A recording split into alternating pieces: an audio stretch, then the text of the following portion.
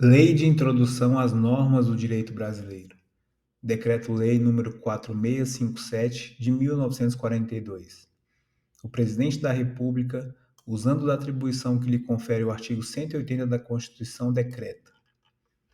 Artigo 1º. Salvo disposição contrária, a lei começa a vigorar em todo o país 45 dias depois de oficialmente publicada. Nos estados estrangeiros, a obrigatoriedade da lei brasileira, quando admitida, se inicia 3 meses depois de oficialmente publicada. Se antes de entrar em vigor ocorrer nova publicação de seu texto, destinada à correção, o prazo deste artigo e dos parágrafos anteriores começará a correr da nova publicação. As correções a texto de lei já em vigor consideram-se lei nova. Não se destinando à vigência temporária, a lei terá vigor até que outra a modifique ou revogue. A lei posterior revoga a anterior quando expressamente o declare, quando seja com ela incompatível ou quando regule inteiramente a matéria de que tratava a lei anterior. A lei nova, que estabeleça disposições gerais ou especiais, a par das já existentes, não revoga nem modifica a lei anterior.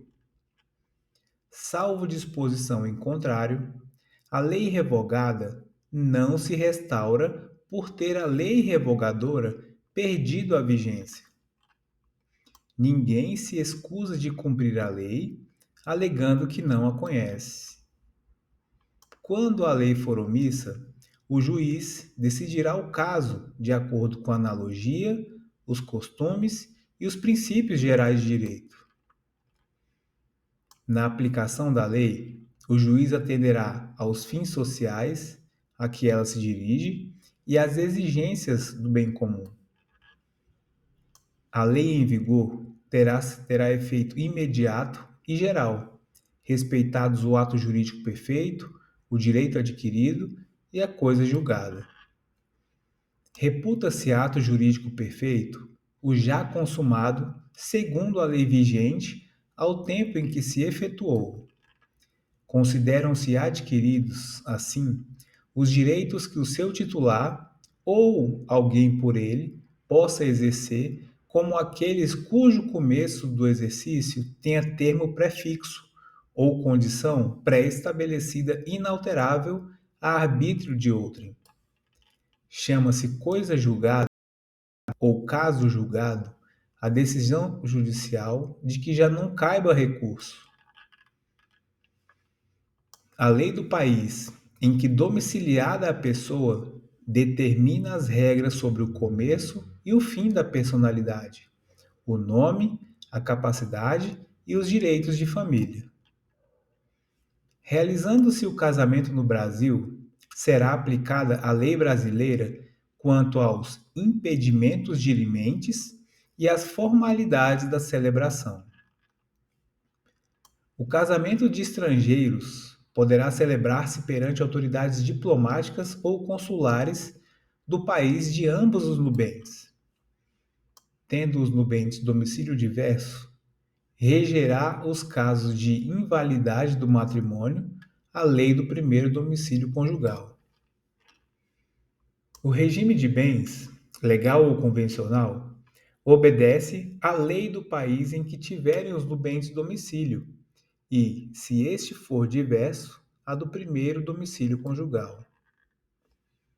O estrangeiro casado, que se naturalizar brasileiro, pode, mediante expressa anuência de seu cônjuge, requerer ao juiz, no ato de entrega do decreto de naturalização, que se apostile ao mesmo a adoção do regime de comunhão parcial de bens, respeitados os direitos de terceiros e dada esta adoção ao competente registro. O divórcio realizado no estrangeiro, se um ou ambos os cônjuges forem brasileiros, só será reconhecido no Brasil depois de 1 ano da data da sentença, salvo se houver sido antecedido de separação judicial por igual prazo, caso em que a homologação produzirá efeito imediato, obedecidas as condições estabelecidas para a eficácia das sentenças estrangeiras no país. O Superior Tribunal de Justiça, na forma de seu regimento interno, poderá reexaminar, a requerimento do interessado, decisões já proferidas em pedidos de homologação de sentenças estrangeiras de divórcio de brasileiros, a fim de que passem a produzir todos os efeitos legais. Salvo o caso de abandono, o domicílio do chefe da família estende-se ao outro cônjuge e aos filhos não emancipados, e o do tutor ou curador aos incapazes sob sua guarda. Quando a pessoa não tiver domicílio, considerar-se-á domiciliada no lugar de sua residência ou naquele em que se encontre. Para qualificar os bens e regular as relações a eles concernentes, aplicar-se-á a lei do país em que estiverem situados. Aplicar-se-á a lei do país em que for domiciliado o proprietário, quanto aos bens móveis que ele trouxer ou se destinarem a transporte para outros lugares. O penhor regula-se pela lei do domicílio que tiver a pessoa, em cuja posse se encontre a coisa empenhada. Para qualificar e reger as obrigações, aplicar-se-á a lei do país em que se constituírem, destinando-se a obrigação a ser executada no Brasil e dependendo de forma essencial, será esta observada, admitidas as peculiaridades da lei estrangeira quanto aos requisitos extrínsecos do ato. A obrigação, resultante de contrato, reputa-se constituída no lugar em que residir o proponente. A sucessão por morte ou por ausência obedece à lei do país em que, domiciliado o defunto ou desaparecido, qualquer que seja a natureza e a situação dos bens.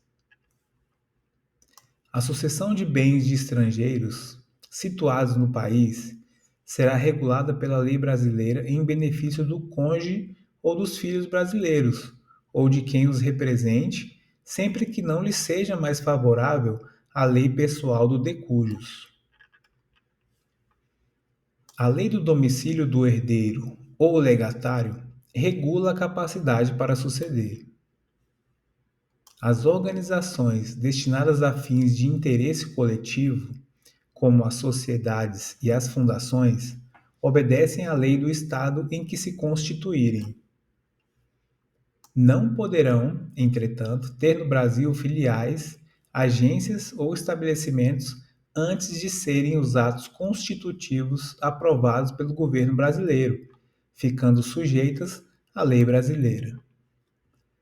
Os governos estrangeiros, bem como as organizações de qualquer natureza que eles tenham constituído, dirijam ou hajam investido de funções públicas, não poderão adquirir no Brasil bens imóveis ou suscetíveis de desapropriação. Os governos estrangeiros podem adquirir a propriedade de prédios necessários à sua sede dos representantes diplomáticos ou dos agentes consulares. É competente a autoridade judiciária brasileira, quando for o réu domiciliado no Brasil ou a que lhe estiver de ser cumprida a obrigação. Só a autoridade judiciária brasileira compete conhecer das ações relativas a imóveis situados no Brasil. A autoridade judiciária brasileira cumprirá, concedido o exequatur e segundo a forma estabelecida pela lei brasileira, as diligências deprecadas por autoridade estrangeira competente, observando a lei desta, quanto ao objeto das diligências. A prova dos fatos ocorridos em país estrangeiro rege-se pela lei que nele vigorar, quanto ao ônus e aos meios de produzir-se, não admitindo os tribunais brasileiros provas que a lei brasileira desconheça. Não conhecendo a lei estrangeira, poderá o juiz exigir de quem a invoca prova do texto e da vigência. Será executada no Brasil a sentença proferida no estrangeiro que reúna os seguintes requisitos: haver sido proferida por juiz competente, terem sido as partes citadas ou haver-se legalmente verificado a revelia, ter passado em julgado e estar revestida das formalidades necessárias para a execução no lugar em que foi proferida, estar traduzida por intérprete autorizado e ter sido homologada pelo Supremo Tribunal Federal, STJ. Quando, nos termos dos artigos precedentes, se houver de aplicar a lei estrangeira, ter-se-á em vista a disposição desta, sem considerar-se qualquer remissão por ela feita a qualquer lei. As leis, atos e sentenças de outro país, bem como quaisquer declarações de vontade, não terão eficácia no Brasil quando ofenderem a soberania nacional, a ordem pública e os bons costumes. Tratando-se de brasileiros, são competentes as autoridades consulares brasileiras para lhes celebrar o casamento e os mais atos de registro civil e de tabelionato, inclusive registro de nascimento e de óbito dos filhos de brasileiro ou brasileira nascido no país da sede do consulado. As autoridades consulares brasileiras também poderão celebrar a separação consensual e o divórcio consensual de brasileiros, não havendo filhos menores ou incapazes do casal, e observados os requisitos legais quanto aos prazos, devendo constar na respectiva escritura pública as disposições relativas à descrição e à partilha dos bens comuns e à pensão alimentícia, e ainda ao acordo quanto à retomada pelo cônjuge de seu nome de solteiro ou à manutenção do nome adotado quando se deu o casamento.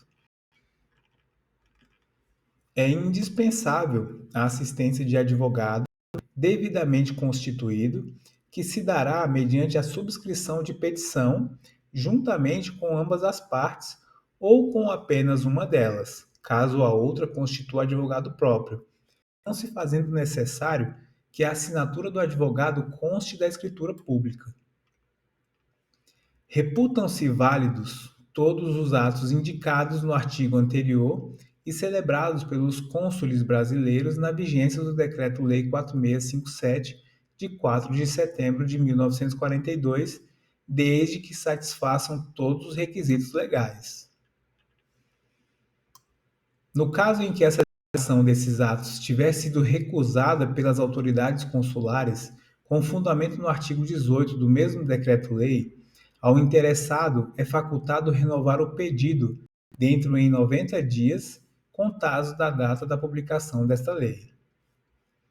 Nas esferas administrativa, controladora e judicial, não se decidirá com base em valores jurídicos abstratos, sem que sejam consideradas as consequências práticas da decisão. A motivação demonstrará a necessidade e a adequação da medida imposta ou da invalidação de ato, contrato, ajuste, processo ou norma administrativa, inclusive em face das possíveis alternativas. A decisão que, nas esferas administrativa, controladora ou judicial, a invalidação de ato, contrato, ajuste, processo ou norma administrativa deverá indicar de modo expresso suas consequências jurídicas e administrativas.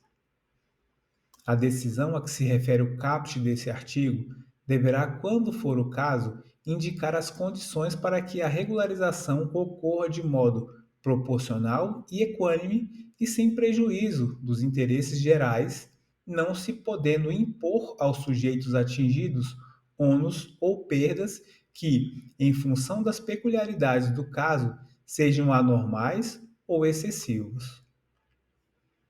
Na interpretação de normas sobre gestão pública, serão considerados os obstáculos e as dificuldades reais do gestor e as exigências das políticas públicas a seu cargo, sem prejuízo dos direitos dos administrados.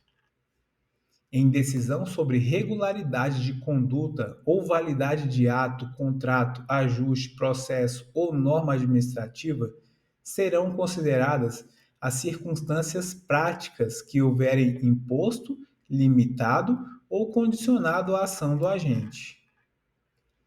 Na aplicação de sanções, serão consideradas a natureza e a gravidade da infração cometida, os danos que dela provierem para a administração pública, as circunstâncias agravantes ou atenuantes e os antecedentes do agente. As sanções aplicadas ao agente serão levadas em conta na dosimetria das demais sanções de mesma natureza e relativas ao mesmo fato. A decisão administrativa, controladora ou judicial que estabelecer interpretação ou orientação nova sobre norma de conteúdo indeterminado, impondo novo dever ou novo condicionamento de direito, deverá prever regime de transição quando indispensável para que o novo dever ou novo condicionamento de direito seja cumprido de modo proporcional, equânime e eficiente e sem prejuízo aos interesses gerais. A revisão nas esferas administrativa, controladora ou judicial quanto à validade de ato, contrato, ajuste, processo ou norma administrativa cuja produção já se houver completado, levará em conta as orientações gerais da época, sendo vedado que, com base em mudança posterior de orientação geral, se declarem inválidas as situações plenamente constituídas. Consideram-se orientações gerais as interpretações e especificações contidas em atos públicos de caráter geral ou em jurisprudência judicial ou administrativa majoritária, e ainda as adotadas por prática administrativa reiterada e de amplo conhecimento público. Para eliminar irregularidade, incerteza jurídica ou situação contenciosa na aplicação do direito público, inclusive no caso de expedição de licença, a autoridade administrativa poderá, após oitiva do órgão jurídico e, quando for o caso, após realização de consulta pública e presentes razões de relevante interesse geral, celebrar compromissos com os interessados, observada a legislação aplicável, o qual só produzirá efeitos a partir de sua publicação. O compromisso referido no caput desse artigo buscará solução jurídica proporcional, equânime, eficiente e compatível com os interesses gerais. Não poderá conferir desoneração permanente de dever ou condicionamento de direito reconhecidos por orientação geral. Deverá prever com clareza as obrigações das partes, o prazo para seu cumprimento e as sanções aplicáveis em caso de descumprimento. A decisão do processo, nas esferas administrativa, controladora ou judicial, poderá impor compensação por benefícios indevidos ou prejuízos anormais ou injustos resultantes do processo ou da conduta dos envolvidos. A decisão sobre compensação será motivada, ouvidas previamente as partes sobre seu cabimento, sua forma e, se for o caso, seu valor. Para prevenir ou regular a compensação, poderá ser celebrado compromisso processual entre os envolvidos. O agente público responderá pessoalmente por suas decisões ou opiniões técnicas em caso de dolo ou erro grosseiro. Em qualquer órgão ou poder, a edição de atos normativos por autoridade administrativa, salvo as de mera organização interna, poderá ser precedida de consulta pública para manifestação de interessados, preferencialmente por meio eletrônico, a qual será considerada na decisão. A convocação conterá a minuta do ato normativo e fixará o prazo e demais condições da consulta pública, observadas as normas legais e regulamentares específicas, se houver. As autoridades públicas devem atuar para aumentar a segurança jurídica na aplicação das normas, inclusive por meio de regulamentos, súmulas administrativas e respostas a consultas.